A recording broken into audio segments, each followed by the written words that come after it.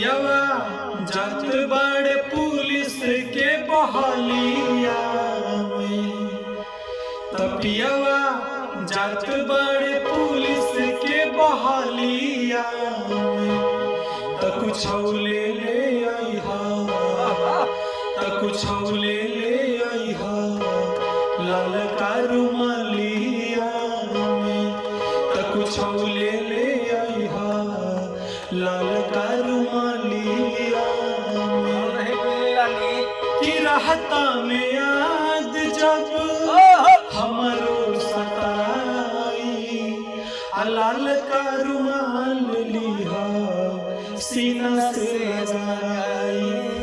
कि रजऊ बह के न पाई बोह गलिया में, कि रजऊ बह के न पाई बोह गलिया में, त कुछ ले आई हा लाल का रुमालिया में।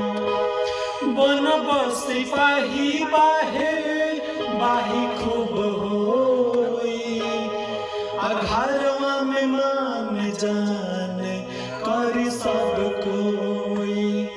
कि टॉप करे के बाबा की बहालिया में, कि टॉप करे के बाबा की बहालिया में, त कुछ ले आई हा लाल का रुमालिया में।